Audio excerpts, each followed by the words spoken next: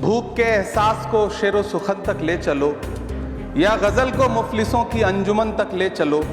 मुझको नज़्मो ज़ब्त की तालीम देना बाद में, पहले अपनी रहबरी को आचरण तक ले चलो। एनसीईआरटी की किताबें बच्चों का ज़हन तैयार करती हैं। आप बेसिक तौर पे एक नया इतिहास पढ़ाने के चक्कर में बच्चों को, छोटे बच्चों को जो गुमराह करके उनको एक झूठा इतिहास पढ़ाने का प्रयास कर रहे हैं, आगे चल के दुनिया में वो बच्चे कहां सस्टेन करेंगे। कुछ नकाबपोश लोग आते हैं, नारे लगाते हैं, चले जाते हैं। पुलिस सालों साल गुजरने के बाद उन नकाबपोश लोगों को ढूंढ नहीं पाती है। इतने प्रतिष्ठित शिक्षण संस्थानों को बदनाम करने के लिए जो तरीका सरकार इस्तेमाल कर रही है वो बहुत शर्मनाक है। कि लाइब्रेरी में जिस तरह से लाठियां बरसाई गई थी, उनके जख्मों के निशान आज तक नहीं सूखे हैं। अलीगढ़ मुस्लिम विश्वविद्यालय को लेकर के वहां के सांसद जिस तरह की भाषा का इस्तेमाल करते हैं वो बहुत शर्मनाक है। नदियों को साफ मत करिए, उन्हें गंदा मत होने दीजिए, नदियां अपने आप साफ हो जाएंगी। धन्यवाद सभापति महोदय। भूख के एहसास को शेरो सुखन तक ले चलो, या गजल को मुफलिसों की अंजुमन तक ले चलो। मुझको नज़्मो ज़ब्त की तालीम देना बाद में, पहले अपनी रहबरी को आचरण तक ले चलो। सभापति महोदय, मैं न्यू एजुकेशन पॉलिसी पे बात करने के लिए खड़ा हुआ हूं। माननीय मंत्री जी यहां मौजूद हैं। न्यू एजुकेशन पॉलिसी कहती है कि हमारा जोर टीचर्स ट्रेनिंग पर होना चाहिए, लेकिन जो नेशनल सैंपल सर्वे ऑफिस का आंकड़ा है वो कहता है कि इस देश में सिर्फ 13% टीचर हैं जो ट्रेंड हैं। तो मैं माननीय मंत्री जी से जानना चाहता हूं कि क्या जो 87% टीचर्स हैं जिन्हें ट्रेनिंग देने की अभी ज़रूरत है, उनको ट्रेनिंग देने के लिए हमारे पास क्या रोड मैप रहेगा, और क्या हमारे पास इतने बड़े पैमाने पर कॉलेजेस हैं, रिसोर्सेज हैं जिनसे उन्हें ट्रेन किया जा सके। हमारी न्यू एजुकेशन पॉलिसी कहती है कि टेक्नोलॉजी पे जोर दिया जाए, और टेक्नोलॉजी के सहारे पढ़ाई को हमने कोविड के दौरान देखा भी है कि किस तरह से बच्चों को टेक्नोलॉजी के सहारे पढ़ाया गया।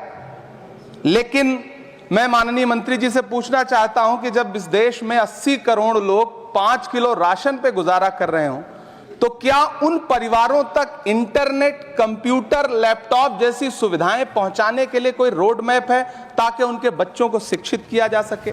मैं एक बहुत महत्वपूर्ण बात और सभापति महोदय यहां कहना चाहता हूं कि माइनॉरिटी कम्युनिटी से जुड़ा हुआ जो मदरसा एजुकेशन का पैटर्न है, उस पे बहुत गंभीरता से माननीय मंत्री जी से पूछना चाहता हूं कि जो न्यू एजुकेशन पॉलिसी है, कुछ मदरसे ऐसे हैं जिनको सरकार रिकॉग्नाइज करती है, लेकिन कुछ बड़े शिक्षण संस्थान हैं, नदवा और देवबंद जैसे, क्या न्यू एजुकेशन पॉलिसी के कॉन्टेस्ट में आपने इन बड़े संस्थानों से डायलॉग करने का कोई मानक या कोई बातचीत शुरू करने का प्लान बनाया है या नहीं, ये मैं पूछना चाहता हूं। और एक बहुत महत्वपूर्ण बात मंत्री जी से मैं पूछना चाहता हूं कि बहुत सारे माइनॉरिटी इंस्टीट्यूट थे जहां पर स्कॉलरशिप का प्रावधान था, लेकिन आपने मौलाना आजाद नेशनल फेलोशिप को एक झटके में बंद कर दिया। हजारों लाखों छात्र जो उस स्कॉलरशिप के भरोसे अपनी शिक्षा ग्रहण कर रहे थे। एक तरफ प्रधानमंत्री जी कहते हैं सबका साथ सबका विकास, एक हाथ में कंप्यूटर एक हाथ में कुरान, लेकिन जब स्कॉलरशिप आप बंद कर देते हैं तो गरीब तबके से आने वाला अल्पसंख्यक समुदाय के जो बच्चे हैं, उनकी शिक्षा व्यवस्था को लेकर के, उनकी शिक्षा को आगे बढ़ाने को लेकर के आपके पास क्या प्लान है। मैं माननीय शिक्षा मंत्री जी यहां पर बैठे हैं, उनसे कहना चाहता हूं कि पूरे देश में, पूरी दुनिया में प्रधानमंत्री जी जाकर के महात्मा गांधी जी की मूर्ति के सामने सर झुकाते हैं, उन्हें फूल चढ़ाते हैं, लेकिन आप ही की सरकार एनआईटी कैलीकट में प्रोफेसर साइजा ए को योजना और विकास विभाग का डीन बना देती है, जो खुल करके कहती हैं कि मेरी नजर में नाथूराम गोडसे तो बहुत महान था। तो आपकी नई एजुकेशन पॉलिसी ये है, इस दिशा में जा रही है। मैं आपके महोदय से, सभापति महोदय, ये कहना चाहता हूं कि किस तरह से एनसीईआरटी की किताबों में सांप्रदायिकता को परोसा जा रहा है। माननीय मंत्री जी, क्या आपके संज्ञान में है कि केंद्रीय हिंदी संस्थान और नीपा जैसे जो संस्थान हैं, उसमें अघोषित तौर पर यह कह दिया गया है कि देवनागरी में लिखते हुए जो नुक्ते लगाए जाते थे, जिनको यह कहा जाता है कि वो उर्दू से आते हैं, उनको अघोषित तौर पर रोक दिया है कि नई छपने वाली किसी भी किताब में नुक्ता नहीं लगाया जाएगा। एनसीईआरटी की किताबें छापने वाले, लिखने वाले कई लोगों से मेरी व्यक्तिगत बात हुई, उनका यह कहना था कि हमें ऊपर से आदेश है, हालांकि ऐसा कोई लिखित आदेश नहीं है। तो मैं आपसे जानना चाहता हूं कि यह नुक्ता हटा करके आप देवनागरी भाषा को मजबूत कर रहे हैं या उसे कर्कश और कमजोर बना रहे हैं? यह मेरा माननीय मंत्री जी से अनुरोध है और यह मैं उनसे जानना चाहता हूं। सभापति महोदय, पीएम श्री विद्यालय को लेकर के बहुत बातें हुई। मैं एक चीज कहना चाहता हूं कि गाजीपुर एक जिला है उत्तर प्रदेश में, वहां वीर अब्दुल हमीद विद्यालय है धामूपुर गांव में।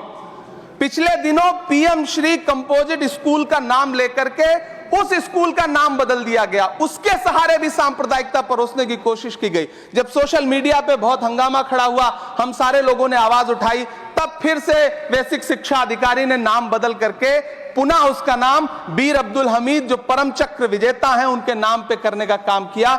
ये इस योजना के थ्रू भी सांप्रदायिकता को जो परोसने का काम किया जा रहा है, उसको मंत्री जी के संज्ञान में है यह बात या नहीं, और रोकने के लिए क्या काम करेंगे? एनसीईआरटी की जो किताबें हैं उनसे हिंदू मुस्लिम एकता के जो चैप्टर हटाए जा रहे हैं। महोदय, एनसीईआरटी की किताबें बच्चों का ज़हन तैयार करती हैं। आप बेसिक तौर पे एक नया इतिहास पढ़ाने के चक्कर में बच्चों को, छोटे बच्चों को जो गुमराह करके उनको एक झूठा इतिहास पढ़ाने का प्रयास कर रहे हैं, आगे चल के दुनिया में वो बच्चे कहां सस्टेन करेंगे? तो मैं माननीय मंत्री जी से कहना चाहता हूं कि शिक्षा और धर्म को एक दूसरे से अलग रहना चाहिए।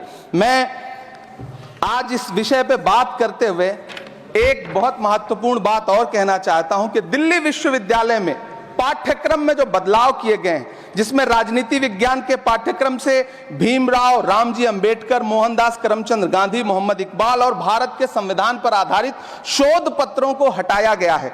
दलित लेखक बामा और सुकीरथ राणा को अंग्रेजी पाठ्यक्रम से हटाया गया है। क्या ये चीजें माननीय मंत्री जी के संज्ञान में है? समय बहुत कम है। मैं इस नई एजुकेशन पॉलिसी पर आदरणीय मंत्री जी से और सरकार से इतना कहना चाहता हूं कि आप बदलाव के नाम पर ये जो नई चीजें लेकर के आ रहे हैं, कैंपस में जिस तरह की गुंडागर्दी है, अभी एक माननीय सदस्य ने बोलते हुए जेएनयू का जिस तरह से जिक्र किया कि जेएनयू में इस तरह के नारे लगे, कुछ नकाबपोश लोग आते हैं, नारे लगाते हैं, चले जाते हैं, पुलिस सालों साल गुजरने के बाद उन नकाबपोश लोगों को ढूंढ नहीं पाती है। इतने प्रतिष्ठित शिक्षण संस्थानों को बदनाम करने के लिए जो तरीका सरकार इस्तेमाल कर रही है वो बहुत शर्मनाक है। पिछले दिनों एक महिला भी नकाबपोश, जिसने छात्रावास में लाठी बरसाई थी, डंडे चलाए थे, वो आज तक उसकी पहचान नहीं की जा सकी, दिल्ली पुलिस उसे ढूंढ नहीं सकी। जामिया की लाइब्रेरी में जिस तरह से लाठियां बरसाई गई थी, उनके जख्मों के निशान आज तक नहीं सूखे हैं। अलीगढ़ मुस्लिम विश्वविद्यालय